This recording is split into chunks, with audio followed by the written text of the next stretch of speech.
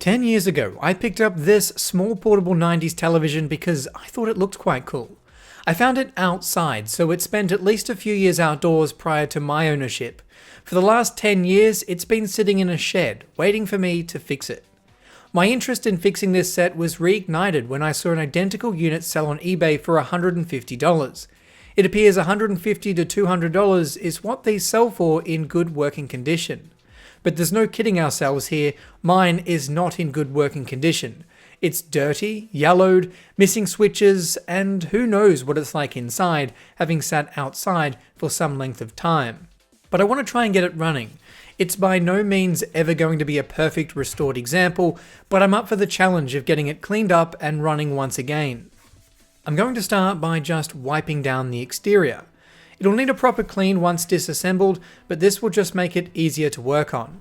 I thought we'd start by plugging it in and seeing what happens.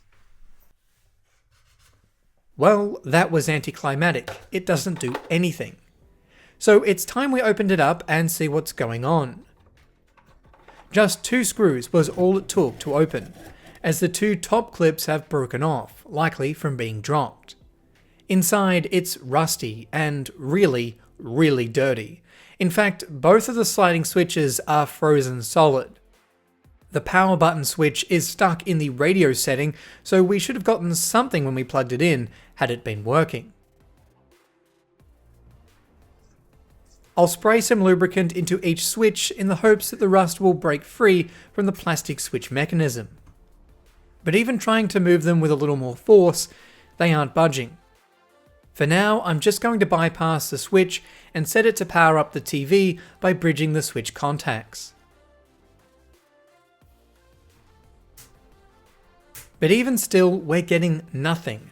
No high voltage sounds, no noise from the speaker, it's completely dead.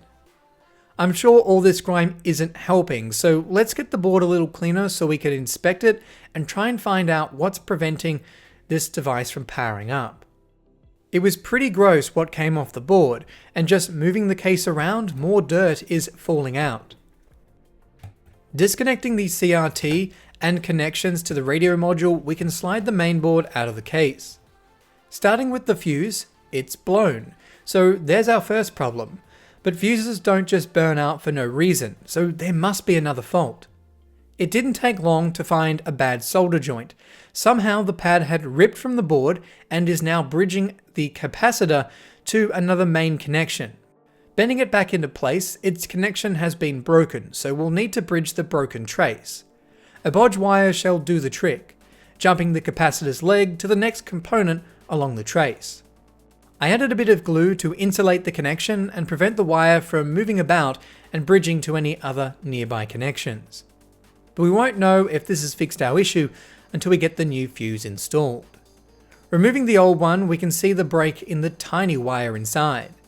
We'll need to replace the fuse with one of the same voltage and amperage rating. For this particular set, it's 2 amps and 250 volts. I bought a set of fuses to make repairs like this far easier. However, they're designed to be installed in a fuse holder, not to be surface mounted. So I'll need to solder on some little legs. For this, I just use some cut-off component leads. Then the new fuse can be soldered into place. I'll temporarily slide the back case back on so we can test out the television. And we instantly have sound. And here comes the picture. That's great. It even appears to be tuning between stations. However, analog TV stations are long gone. So let's hook up a component lead and see if we get a picture. For this, I'll use a laptop, but you could plug in a DVD player, VCR, or game console.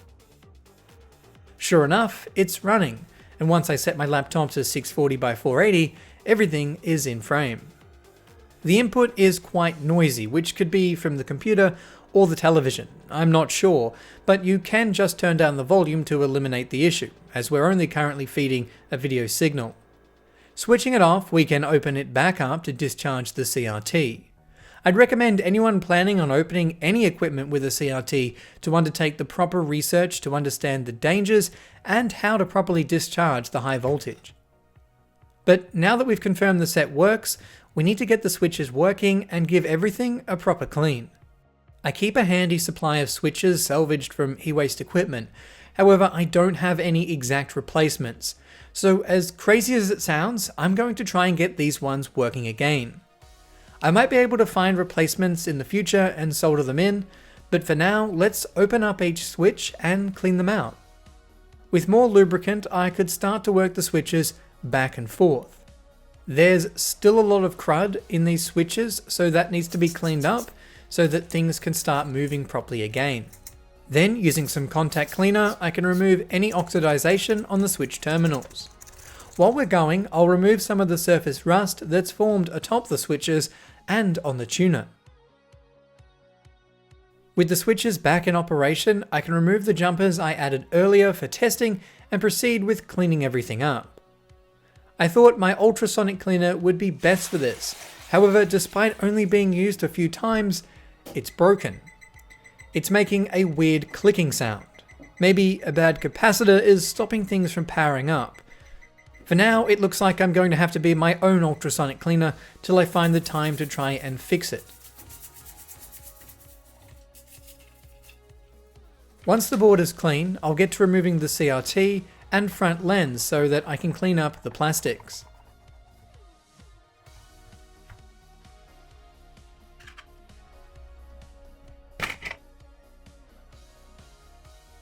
They're looking pretty dirty, so I'll give them a clean in the laundry sink. As for the yellowed plastic, there is a way to de-yellow it with mixed results in a process called retrobrighting. I tried it many years ago and didn't have a massive amount of success with it, with the plastic yellowing again. Some say it also damages the plastic. This would be a good contender, however it's winter and the chances of a good sunny day to undertake this is slim. I tried using a magic eraser to buff away the top layer, hoping that that would somewhat be an improvement, but it didn't really make much of a difference. So as much as I'd like to restore the case, that isn't going to happen today. I noticed more bad solder joints. One going to the yoke had broken free from the pad, but with the pad still in place, fresh solder could be added and the wire secured back into place. I also took the opportunity to replace a few capacitors, changing ones in the deflection circuitry that I had replacements on hand for to improve reliability. However, just before I thought it was time to reassemble the unit, I found even more broken pads. These run to the radio module mounted on the side of the case. I could just desolder the wires and attach them directly to the switch, however I decided against that, choosing to repair the pads instead.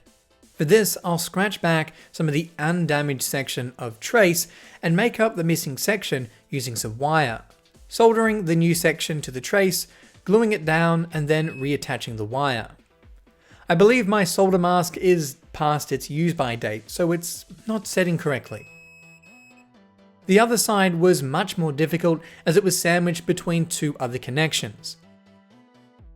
Once it's soldered in place, I need to make sure the connections are not bridging to any nearby points, adding solder mask to prevent any future shorts.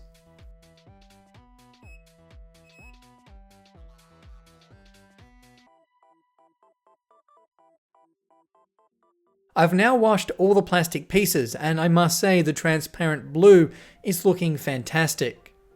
There's a few minor scratches to the front display lens, so I took the time to polish it. Overall, it's clear and only has one noticeable scratch. Now it's time for reassembly.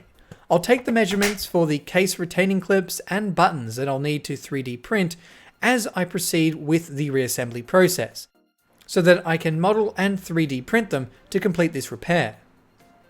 Once the CRT is given a wipe over, it can go back in.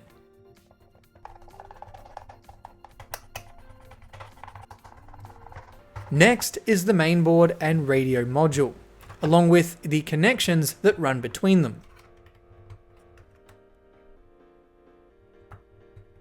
The speaker just slides into place and is secured with glue, just like from factory. Then the case connections can be attached before it's closed up for a final test.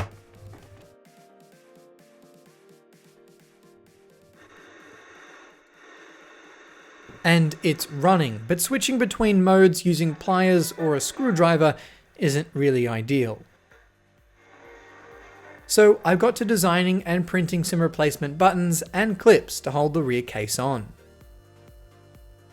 I had to cut away the damaged clips to allow the new ones to be fitted. To make alignment easier, I clipped my replacements in place before applying super glue and pressing the two halves together, making for a perfect alignment.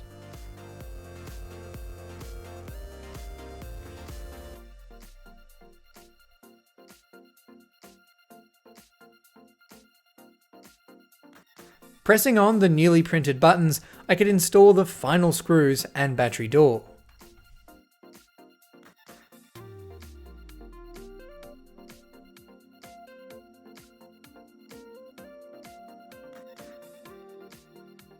Along with some contact cleaner in the CRT adjustment knobs.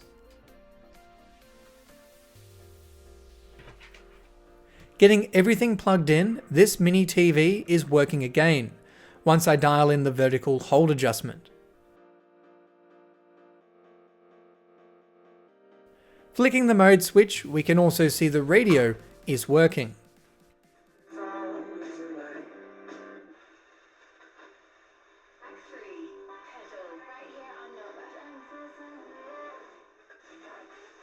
Leaving this mini black and white CRT in a working state. So this is it, a 90s retro mini CRT resurrected back into a working state. Here is what it looked like before, covered in grime, full of rust with seized switches and no signs of life. The case is still unfortunately yellowed, so that's something maybe worth exploring in the future. But for now, we've saved this little quirky TV. And on that note, this has been a Hugh Jeffries video. If you like what you saw, consider subscribing and check out the Vintage Computer playlist for more videos just like this one. And if you're looking for any used devices, be sure to check out my online store, link for which is down in the description. That's all for this video, and I'll catch you guys next time.